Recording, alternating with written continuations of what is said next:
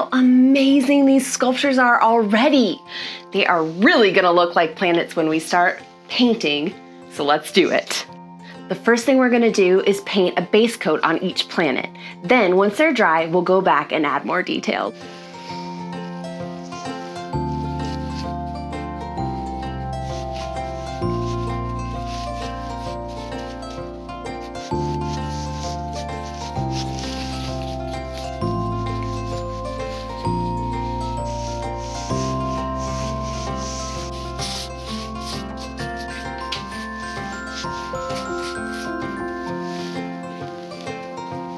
Now we just need to let it dry so that we can go back in and add little details later. I feel like I'm an alien. All right, let's add some details to the planet Mercury. Mercury is the closest planet to the sun. It's also the smallest planet. There's a lot of craters on the surface of Mercury, which just means like big holes. As Mercury gets colder and older, it's actually getting smaller. Isn't that amazing? Venus is the second planet from the sun, and it is so bright. The only things brighter than Venus that we can see in our sky are the sun and the moon. Then Venus is next. The surface of Venus is covered in poisonous clouds. Another amazing thing about Venus is it spins the opposite way as the planet Earth. And it spins very slowly. It spins so slowly that it goes around the sun faster than it spins one time around. That makes its day longer than its year. Wild. Earth is the third planet from the sun, and this is the planet that we live on. Let's paint the continents, all of the land on the planet Earth. I live about right here. The Earth is the only planet we know of that has life on it. That's because of a few things. One, there's a lot of water on the planet Earth. 3/4 of our entire planet is covered in water. That's why all this blue is there. Also, the Earth has something called an atmosphere all the way around it. It's kind of like an invisible blanket. And that helps keep all the good things we need inside and all the bad things that would hurt us outside. Isn't that amazing? Mars is the fourth planet from the sun. I'm going to use my artist sponge again for Mars, this time just with different shades of red. Sometimes people call Mars the red planet because it's covered with rusty iron. Mars has lots of volcanoes on it. One is so tall, it is bigger than Mount Everest. It's called Olympus Mons, and that volcano might still be erupting today, right now. Next up is Jupiter, the fifth planet from the sun and the biggest of all the planets.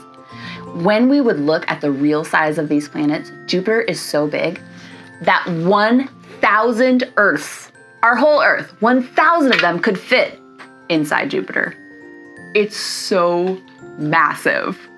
Jupiter has a lot of moons. Jupiter is made mostly of gas. In fact, Jupiter is called a gas giant. What does that mean? It means that if you tried to put your feet down on Jupiter, there would be nothing to land on. It's just made of gas and liquids. Amazing, right?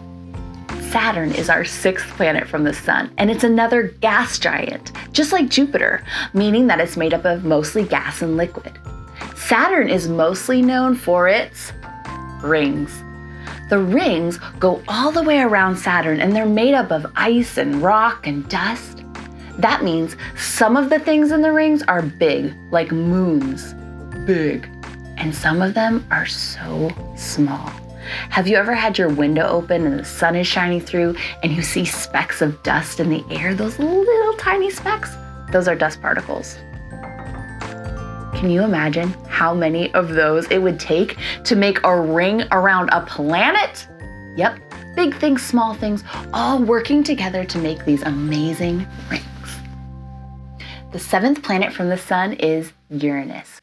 Uranus is an ice giant, meaning that it's made up of gas and liquid, but it has heavier gases in it, and those gases combine to make ice crystals. Uranus is also the coldest planet out of all of them. In fact, its winter lasts 42 years. 42 years of winter? Can you imagine all the snow people you could make? Uranus is also a special planet because instead of spinning this way like Saturn, it spins on its side. It has rings just like Saturn does. Amazing. Our last planet, Neptune. Neptune is another ice giant, just like Uranus, and it's also blue when we look at it from a telescope. Neptune is also a really cold planet, and its orbit takes a long time to go around the sun.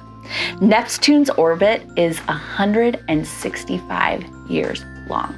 That means it takes 165 years to go one time around the sun. That's a long time. Our planets are all painted. The whole solar system! I finished painting them, and then I sprayed them with something called gloss. That's what makes them look shiny. Let's look at each one. Mercury, Venus, Earth, Mars, Jupiter, Saturn, Uranus, and Neptune. I wish I had enough solar system sculptures to give every single one of you one. Because the best part about art is sharing it. I only have one though. Who could I share this art with? I know exactly who. My son, his name is Dax, and he loves the planets. Do you want to plan a surprise for Dax? Let's hang up this solar system in his room with all of those stars that we got out of the maker box. And when he comes home today, he's going to be so surprised. I can hardly wait. Let's go.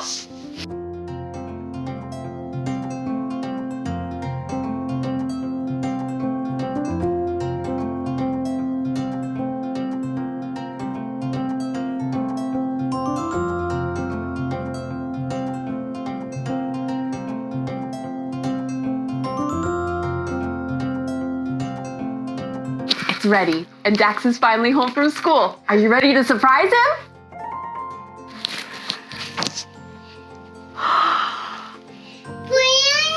Planets! What spot? Red spot. Swing? Rings. Wings. That planet is on its side. Whoa. What is the name of this planet? Saturn. Saturn. Big spot. Big spot. The stars glow in the dark. Glow in the dark. Yeah. It's going to dark. Yeah. That one. Whoa. It's so little.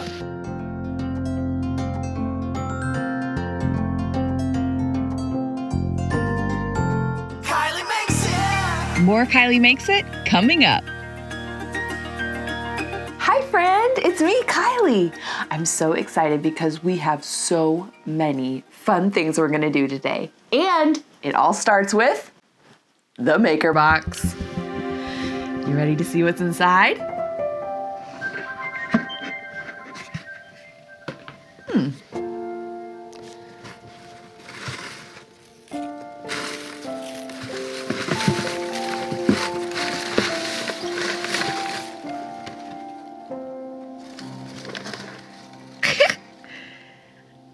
It's a little dinosaur.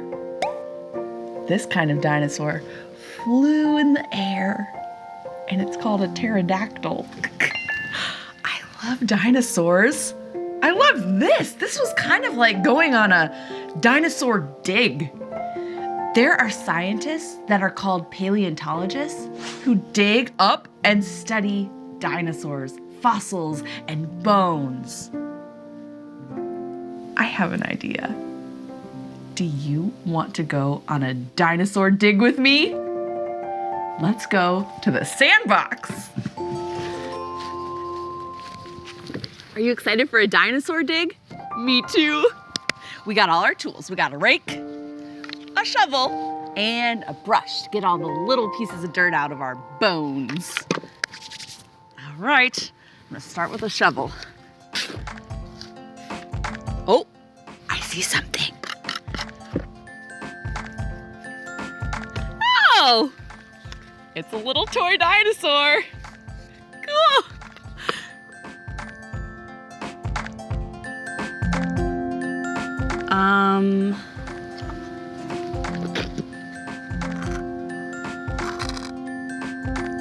This doesn't look like a toy.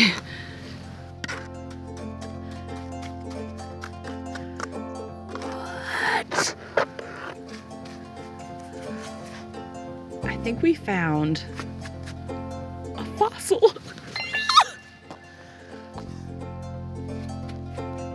Whoa. It's heavy.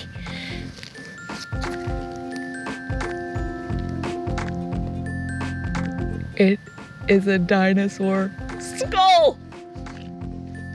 Wow.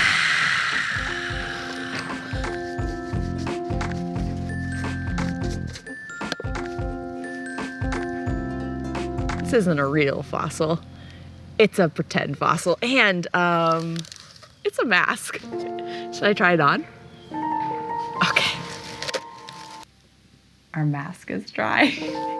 I'm gonna put it on and then let's go do some stuff. You want to? Okay.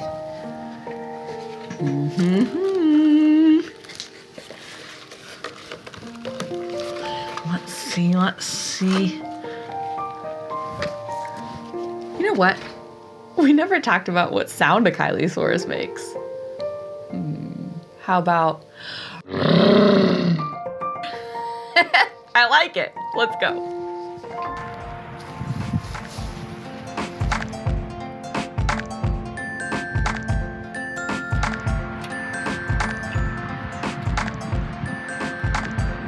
Hey there, can I have a name for your drink? Yeah, Kyleesaurus. How do you spell that? Kylee Saurus. Have a good day. Thank you.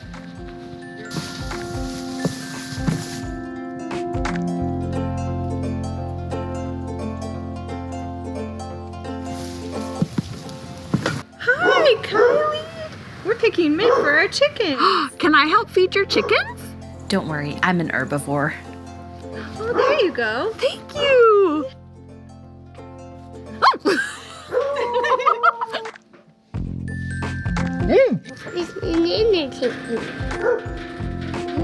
Wow, they're hungry. They are hungry.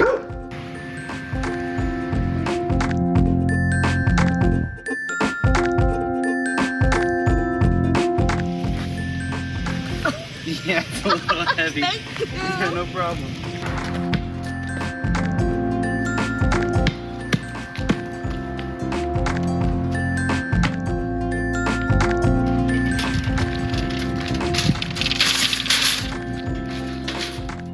For full episodes and more, search Kylee Makes It on YouTube. Today, we are in Anderson, Indiana at Buckskin Bikes, and we're going to talk to my friend Ben, who owns a store and who fixes and makes bikes. Aren't you excited? Let's go inside.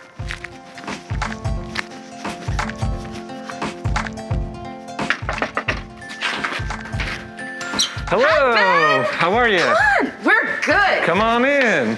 Wow, it's amazing in here. There are so many different kinds of bikes. We try to keep a lot of different types because we see a lot of different people, and people ride bikes all different places, right? That's amazing. Can you tell us a little bit about the different kinds of bikes and what makes them different? Totally. So one of the big differences that you can see on a lot of bikes are the tires, right?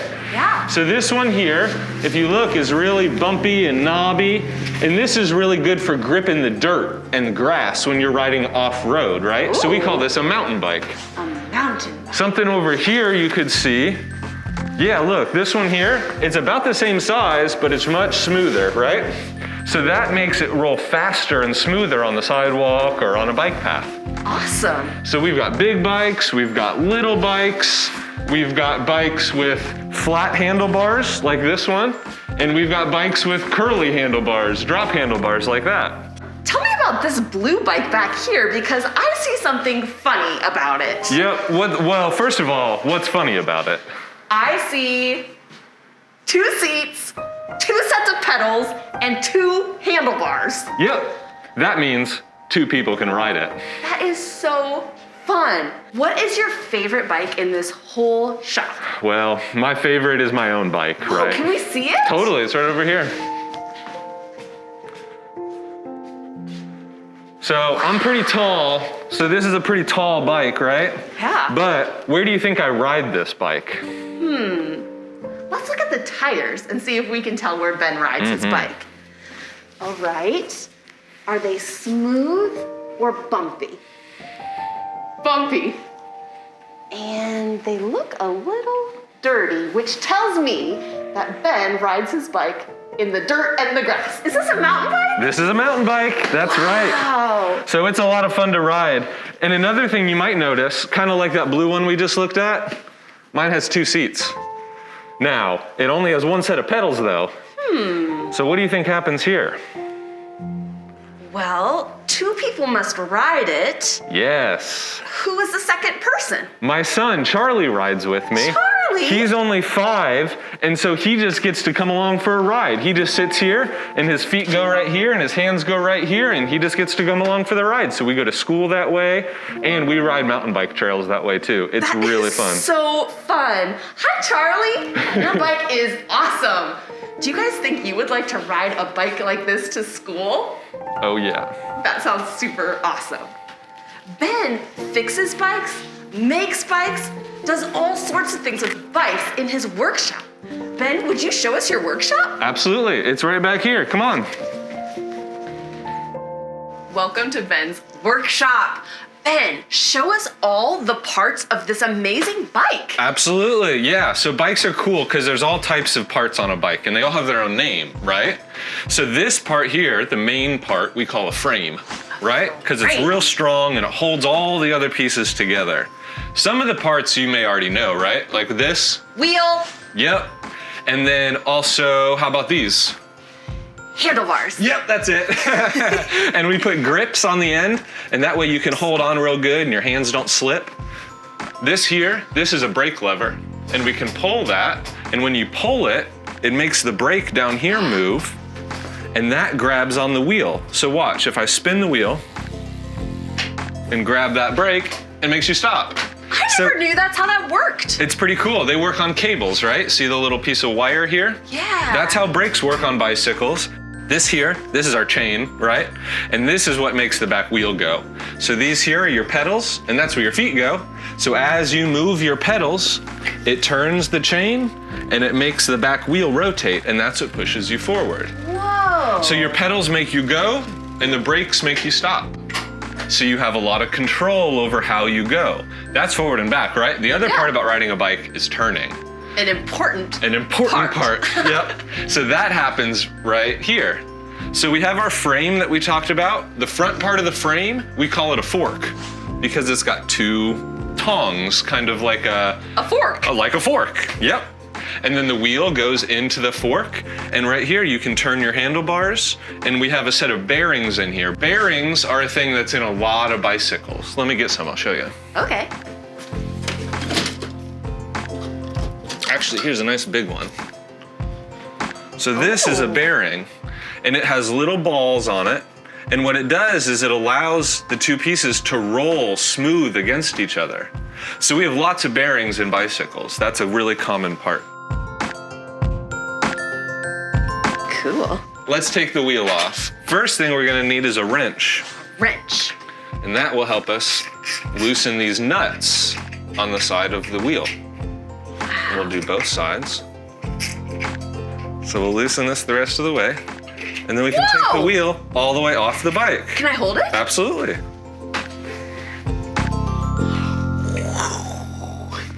Ben, what are some things that we should check before we go on a bike ride on our bikes? That's a great question. It's really easy. There's 3 things that you should look at every time you get on your bike, and they're so easy to remember because it's A, B, and C, right? Letters we're pretty familiar with. So the first one, A, is for air. A You always is for want to make air. sure there's good air in your tires. How do you know? Great question. Every tire will tell you. It will tell you a number on the side of it, and that's how much air pressure you should put inside. But as a general rule, if you can squeeze it and it feels really hard, that's good. You're ready to ride. But if you squeeze it with your hands and it's kind of soft and squishy, you're probably going to want to put some air in it because that's the best way to prevent a flat. Cool. Yep. B, pretty easy as well. B is for brakes. You always want to make sure your brakes are working because if you can't stop, it makes it hard to go, right? Or it makes it dangerous to go. So These that's look good. These look good. That's air, brakes, and then C, chain. So you got to make sure you can stop. You also got to make sure you can go. So you want to make sure your chain isn't too loose or falling off or broken or too rusty or anything like that. And so if those three things are all working, your air, your brakes, and your chain, you're probably ready to ride. That's awesome. A, B, C. Air, brakes, and chains. Ben, what do you like about bikes and why do you like making them? I like bikes because they're people-powered. People powered. Yeah, this bike doesn't go anywhere on its own, right? Right. But as soon as you put your energy into it, you can go all the way across town or all the way across the world. It's really cool to me that bikes help people get other places way faster than you could ever do on your own feet. True. But it also doesn't need any of the things that a car needs, like gasoline and all of those big, expensive, difficult things. On a bike, you can just do it yourself. It just needs us. Just people. There's so many details and colors and shapes on these bikes. It's amazing art. There's all kinds of fun pieces. Yeah, it's really cool. And one of the fun things that you can do actually, when we have broken parts that we can't really use for bicycles anymore, you can totally take those pieces and make all kinds of other stuff out of it. Like what? Well, I have a friend and he makes jewelry. So look at these. Here's some earrings that he made. What? And they have, well, you tell me, what do you think that is on there?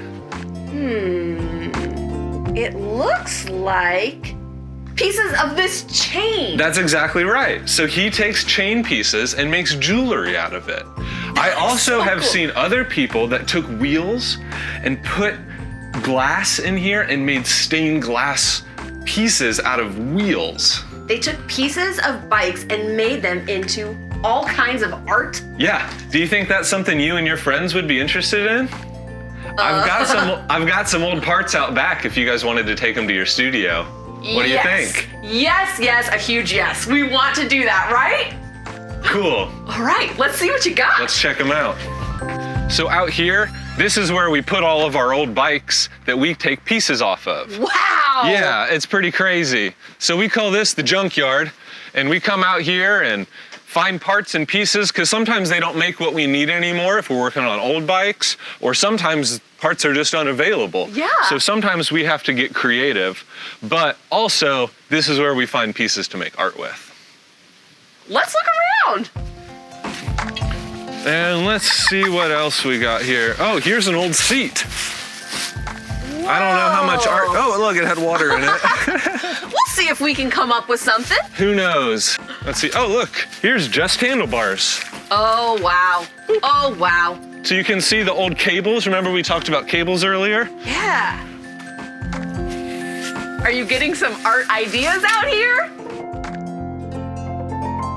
Ben, thank you so much for having us here at your shop, Buckskin Bikes in Anderson, Indiana. If people want to learn more, where can they go? We have a website, buckskinbikes.com. We try to keep it pretty easy. That's easy to remember. Yeah, so check us out. We're on social media as well. Cool. But I really hope you have fun with this stuff. I hope you make some cool things. I can't wait to see what you and your friends come up with. We can't either. All right, here you go. Thank you so much. Have a great day. Thanks for stopping by. Let's go to the studio. Come on.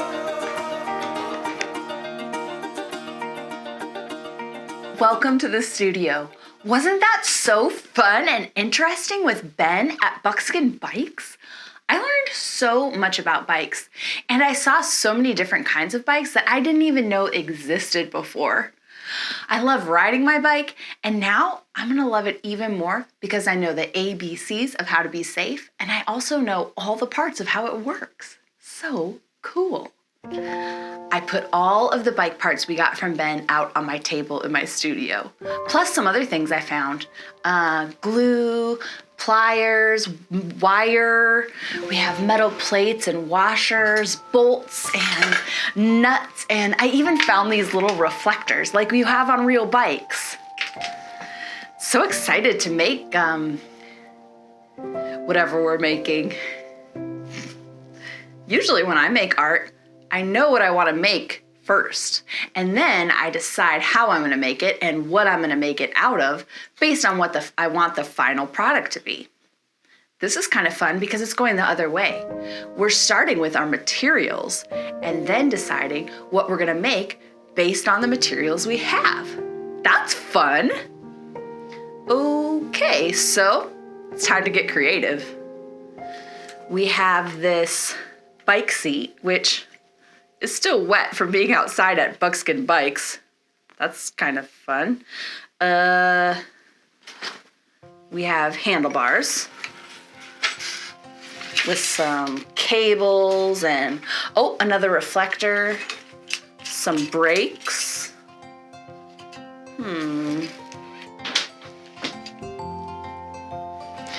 We have this great big tire rim. What shape is that? A circle. And what's really cool about this tire rim is it has all these little holes in it where the spokes from the wheel would normally go.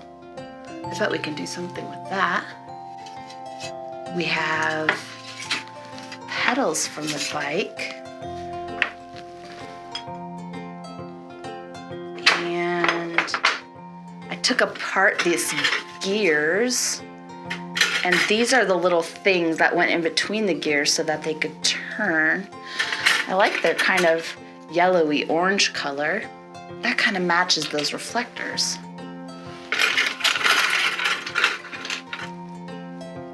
Do you have any ideas yet? Let's think about bikes. How does riding a bike make you feel?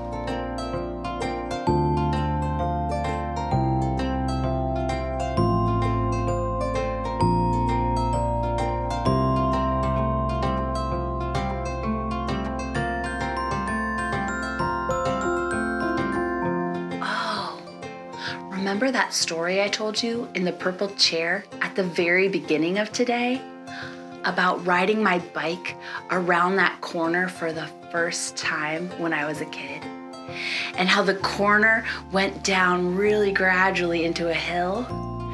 And how I could quit pedaling and just coast down the hill?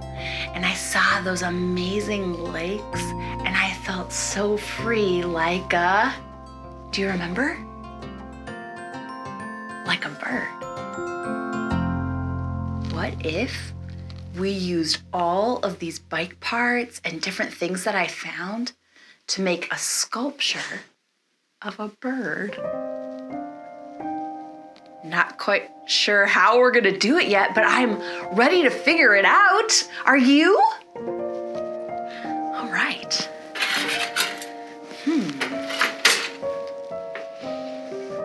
I like this big circle as kind of a frame. Do you think that's a good idea? Like if we put it up and it helped hold all the pieces of our sculpture? I love that idea. And what if we used these petals to help it stay in place once our bird was on it? Yeah, I'm going to use wire to attach these petals to the frame.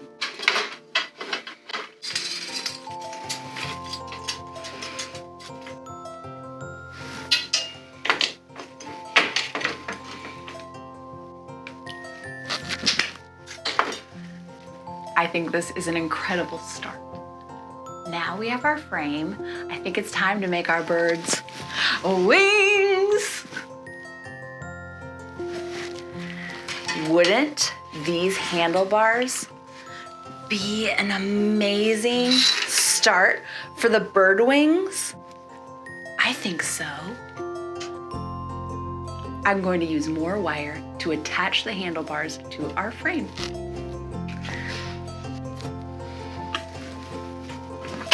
All right, we have our bird wings. What should we use for our bird's head? Do you see anything kind of triangle shaped?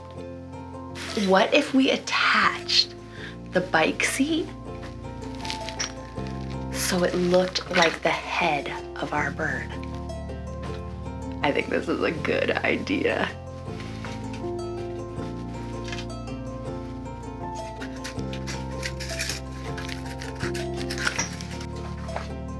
Now that the main frame of our bird is done, I put her up on the easel so that you would be able to see her easier as we work on her in the studio together. Can you imagine the bird yet? Can you see it?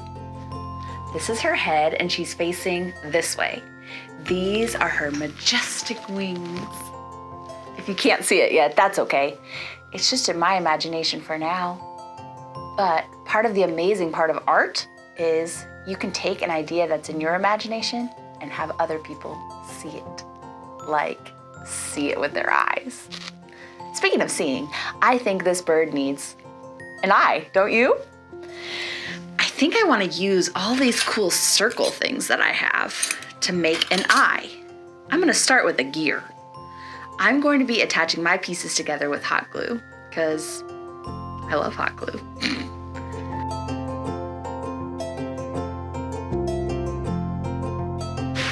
Now she's looking at me. Hello, or should I say, tweet, tweet. Can you make a bird sound? That's amazing. Okay, let's make her body.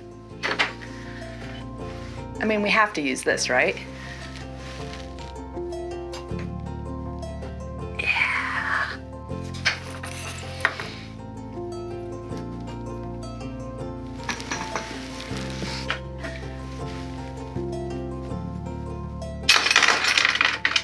What if we made her tail feathers out of some chain?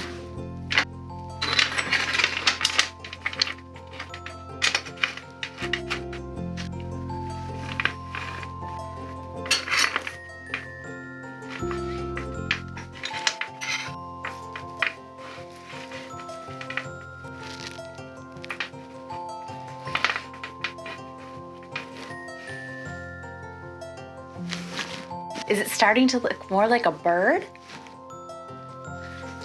Head, eye, body, tail feathers, and wings.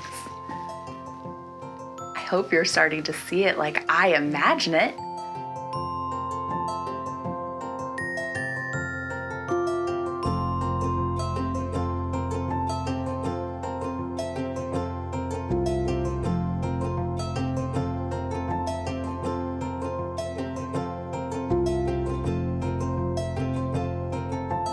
I attach these two metal plates that have holes in them to the handlebars.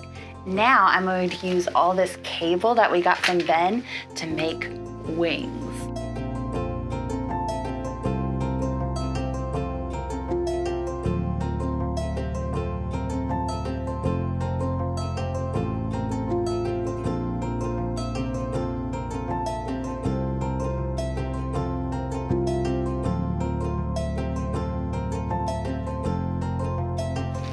It's finished.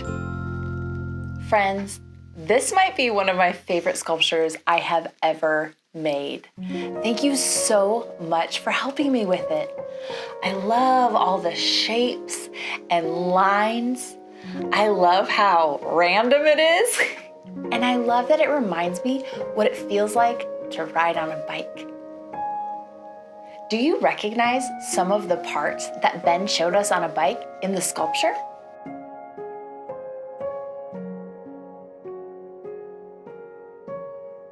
Can you find a gear? Yeah, there's gears right here and here and here. Can you find a bike chain? Oh yeah, we used bike chains for the tail feathers, and it's here on the big wings too. There's lots of cables from the bike, all throughout the wings. These feathers came from the inner tube that goes inside of your tire that you fill up with air.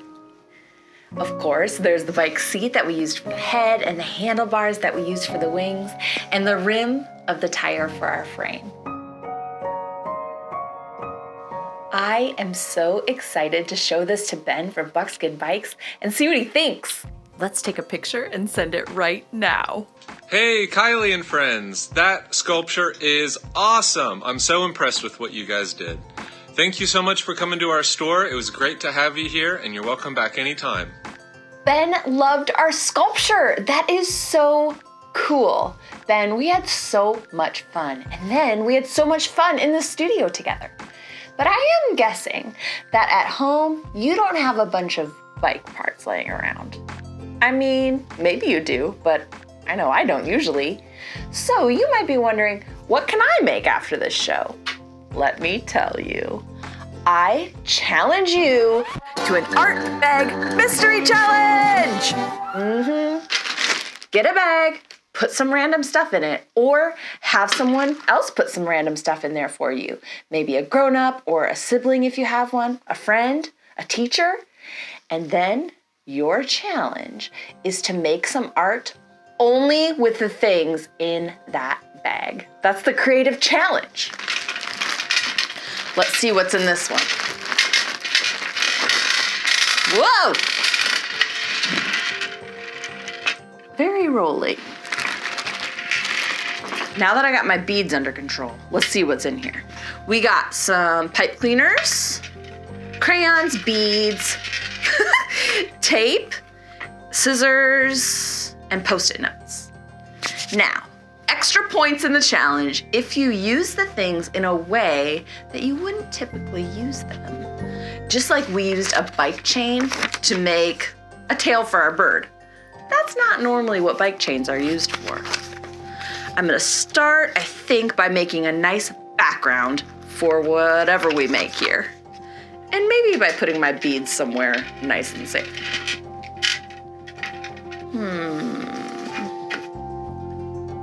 Those kind of look like wheels. We should make a bike. All right,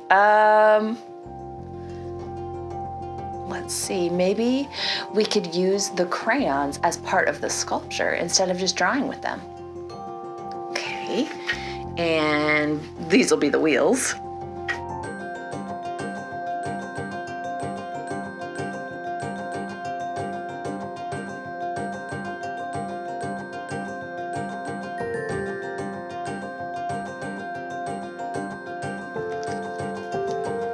Two wheels.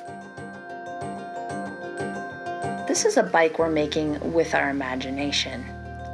So what could we use the pipe cleaners for? Because this is art, we can make it look like anything we want. So wouldn't it be pretty cool to have a bike that could fly? Like with wings on it?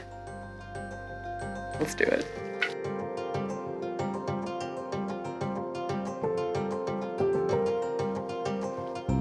This is so funny. And look, there's a little bit of the crayon left, so it kind of can write as it drives or flies.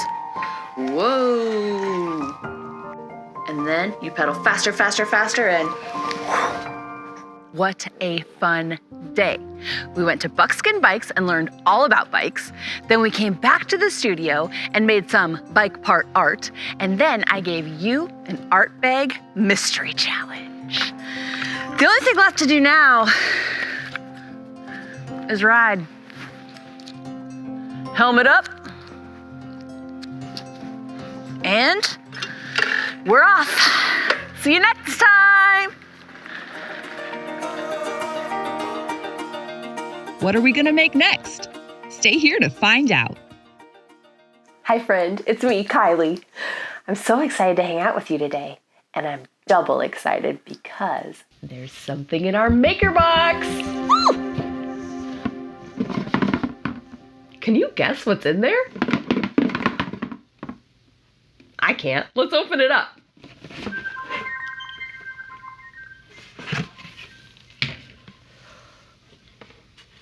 It's a little pumpkin. Oh, and a piece of paper. It has words on it. Let's read it. In the maker box today, you found a pumpkin and a clue. This is a clue. Now find another in a different box that starts with M, too. Like the maker box. Maker box.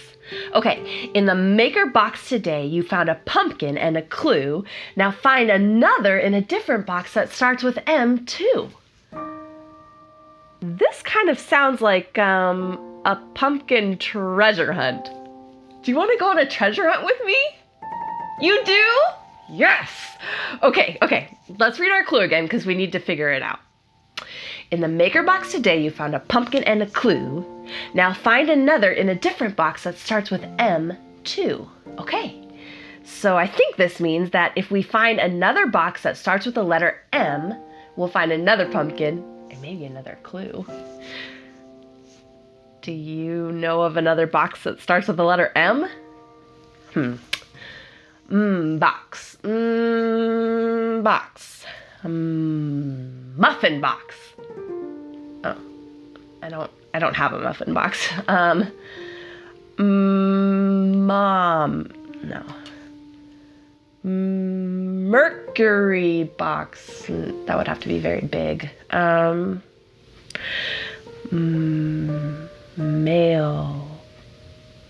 Mailbox. Mailbox. Do you think that's it? Let's go check it out. Come on. Mailbox. Clue. Pumpkin.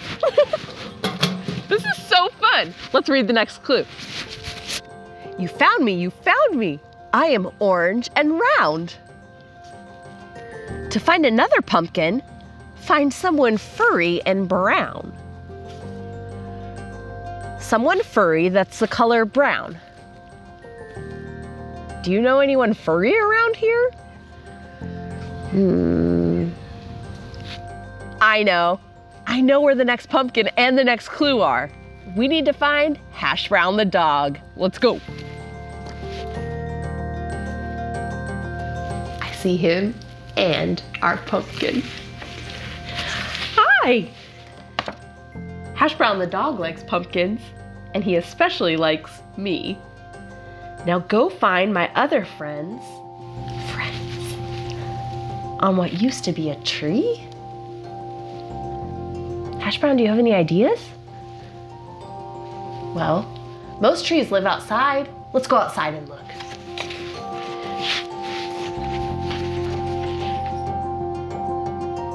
Used to be a tree. I mean, here's a tree, but it's still a tree, you know? Used to be a tree. Pumpkin! Clue!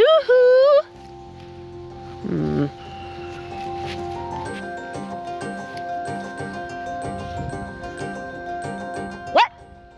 You found something? Where?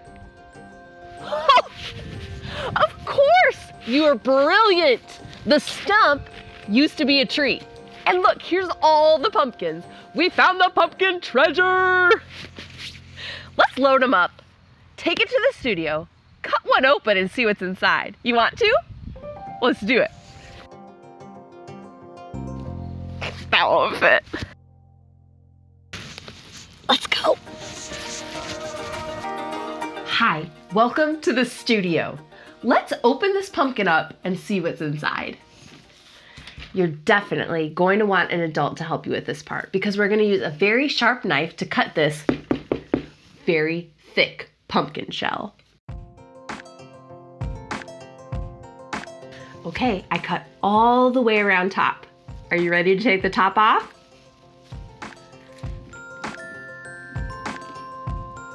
Oh, it's gooey and there's seeds inside.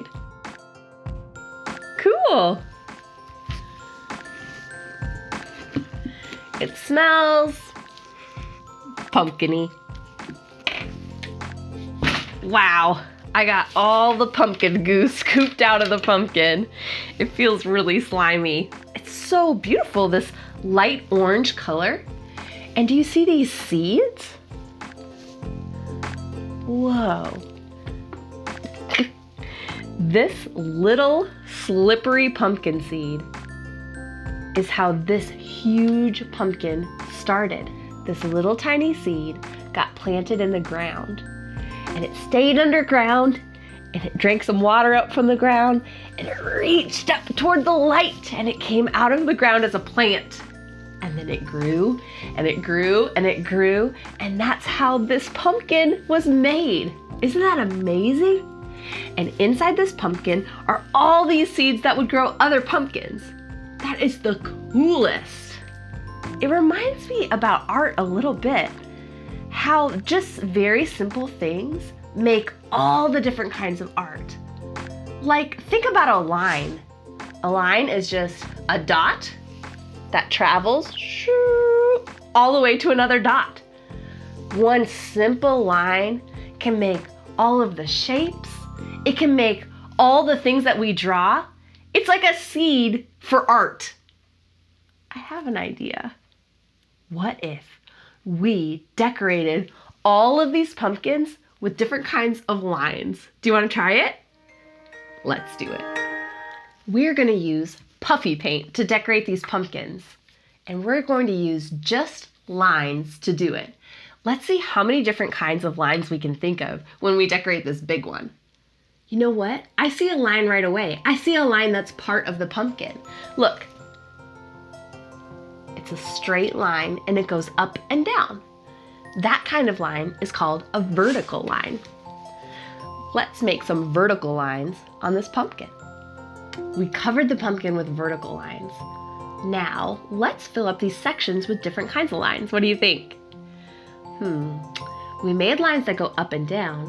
What if this time we made lines that went across like this? That's called a horizontal line. Let's do it.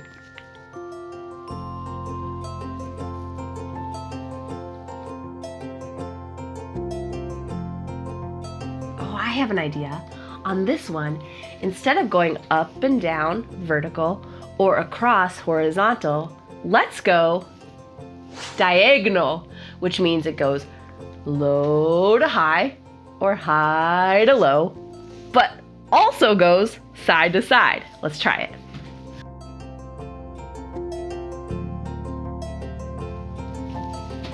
I love it!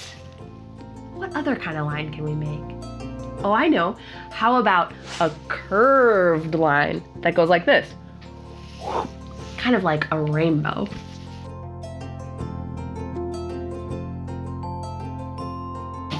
Cool. That reminds me of a zigzag line. That looks like a lightning bolt. I have one spot left. For this one, let's do a squiggly line. Squiggle, squiggle, squiggle, squiggle, squiggle. I really like saying the word squiggle. Lots of times when people carve pumpkins, they carve faces into the pumpkins. We can make a lot of different faces using just lines. Faces can tell us a lot of things about how people are feeling, can't they? And we can use those faces and lines to make our pumpkins look like they're feeling different things. Let's start with happy. How do you think we would make this pumpkin look happy? Do you know what a happy face looks like? Try one. Yeah, you smile, your eyes get squinty. Let's draw a happy face on this pumpkin. We made two lines that met at the same point, which made a shape. We made two ovals for the eyes with lines. Now I'm going to use two diagonal lines, one that goes up and one that goes down. This is going to make it look like our pumpkin has eyelashes. So happy! We'll do a little nose with a curved line And then a big smile with 2 curved lines. 2 more curved lines. And look at this happy, happy pumpkin. Let's make this pumpkin look sad. What does a face that looks sad look like? Instead of doing big open eyes, we're gonna do 2 curved lines curving down. A little nose, and this time a big curved line. Oh, for a sad little mouth. And maybe we'll draw a teardrop. Oh, little pumpkin. It'll be okay. How does this pumpkin look? I think this pumpkin looks peaceful. What does a peaceful face look like? Maybe like this.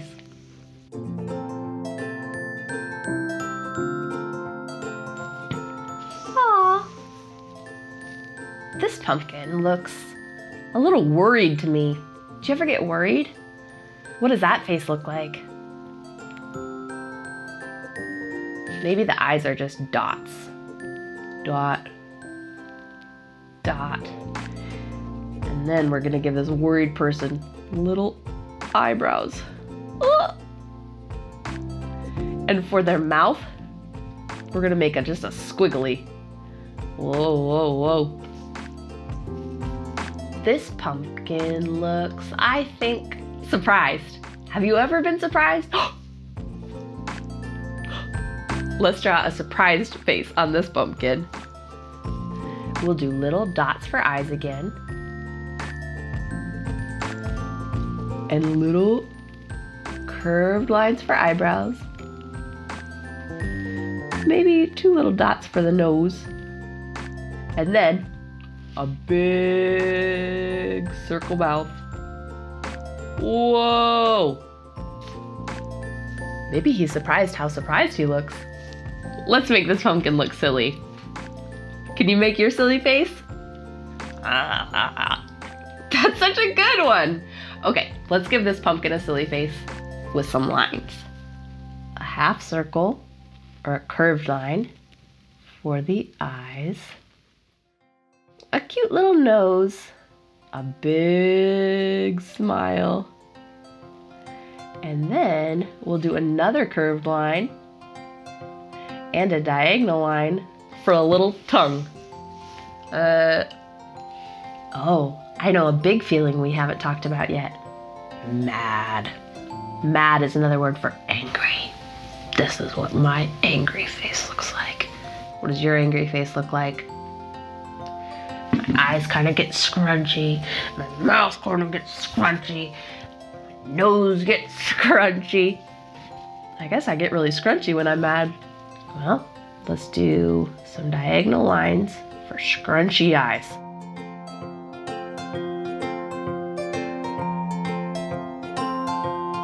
And then we'll do some big scrunchy eyebrows.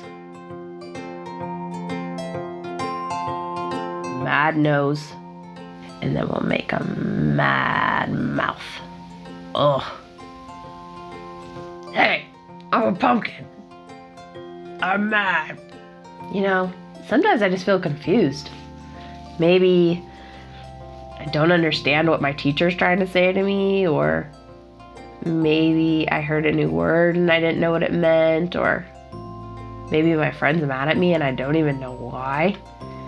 I'm just like, nothing really makes sense. I'm just very confused.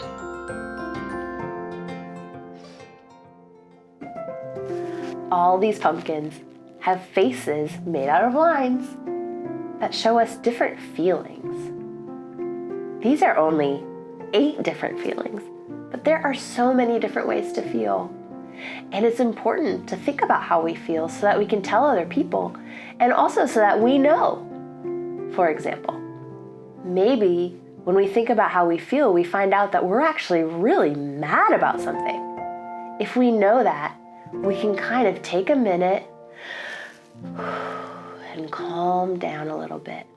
So we might still be mad, but we're not going to be mean or rude because we know we're mad, and so we can take a minute to calm down and be kind. All the feelings fit. All the feelings make sense. And it's good to know how you feel, and it's good to know how other people feel so that you can be a good friend to them. Stick around. There's more making coming your way. Hello, I am a bunny, and I have traveled far and wide to find the largest carrot on top of the largest mountain. I'm here! Ah! Whoa! A rope! Someone's come to help me! Hi, my name's Kylie, and I made this little rabbit today out of polymer clay, so I had to come outside and try it out, see if it was good to play with, right? Turns out it is. I'll come back and finish this story with you, but first, do you want to learn how to make your very own polymer clay rabbit? Let's go to the studio and I'll show you how to make your own rabbit so you can tell your own stories, and then we'll finish this one up. Come on. To make your polymer clay bunny, here's the things you're gonna need. Polymer clay. If you don't want to use polymer, that's totally fine. You could make this with air-dried clay or Play-Doh or any kind of clay, really. It'll just depend how you finish it and how strong it is once it's done. I chose polymer clay because it's really easy to use, and once you bake it, it's hard, and you can bake it in your oven, so it's really easy. Polymer clay, my favorite brand is Sculpey. If you want to put a puffy tail on your rabbit, you're gonna need some pom-poms, toothpicks, and I used a little bit of paint and a little bit of gloss for mine, but you wouldn't need that part. You'll also need an oven. Are you ready to make it? Let's do it.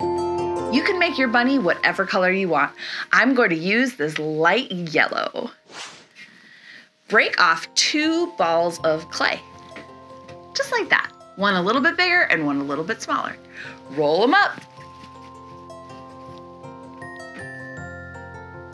Now, I'm going to take it in my hand and just flatten it a little bit. This will make the spheres, or the balls, into circles or discs. Next. Great, now one is going to be the body and one is going to be the head. You can put this down flat to work on it.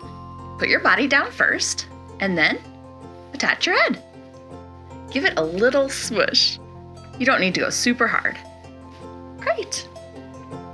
Next, we're going to make the ears of the bunny, my favorite part.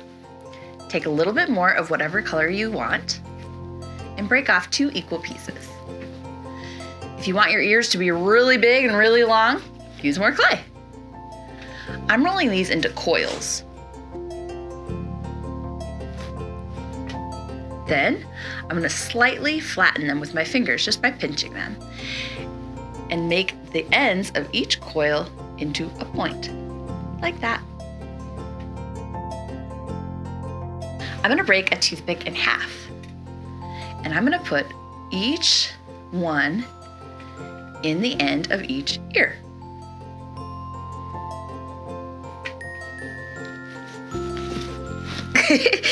Now I'm going to take my ears on toothpicks and put them into my bunny's head. This will make sure that they stick and stay up. Starting to look like a bunny, right? Now, if you want to put some color on the inside of your rabbit's ears, go ahead and do that. Then just stick it right inside your ear. And you're just gonna press that together lightly. You can bend your rabbit's ears to give it a little bit more personality. I think I'm going to flop one down a little bit, like that. Just one though. Time to make the face. I'm gonna take a very little bit of clay and roll it into a ball. Then I'm going to shape it into an oval and flatten it just a little bit. This will be the cheeks of our bunny. I'm gonna put it right here. And then I'm gonna make a little nose to put it right on top. I'm gonna use this teal color. You can use whatever color you want. Put it on top and give it a little smush. Now that you have your little cheeks and your nose of your rabbit attached, use a toothpick to make a mouth.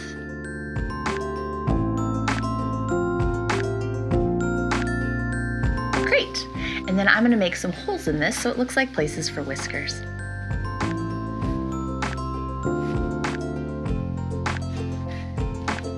What is this rabbit missing? Eyes.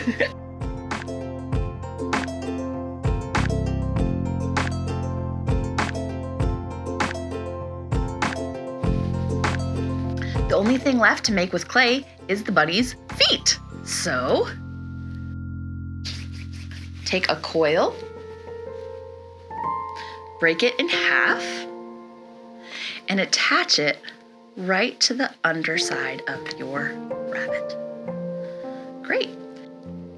You can also use your toothpick to make little lines to make it look like your bunny has toes. The kind of polymer clay that I used for this project needs to bake at 275 degrees for 15 minutes, so I'll see you in 15 minutes. The bunny is out of the oven, and now we can add a few more details with paint if you want to. I'm gonna flip mine upside down and add a little bit of a gloss finish. This just makes it look shiny.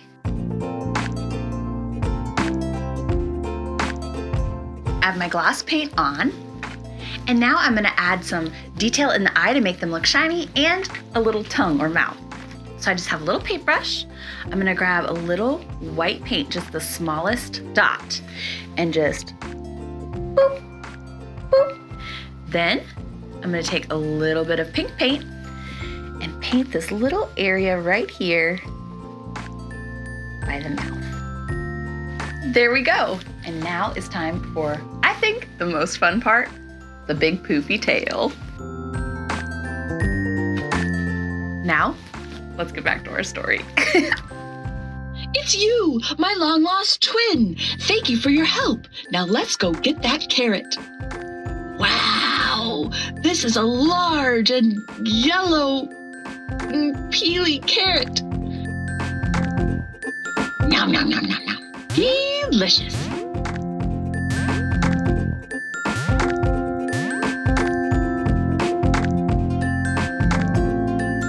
Kylee Makes It. For full episodes and more, search Kylee Makes It on YouTube or visit KylieMakesIt.com.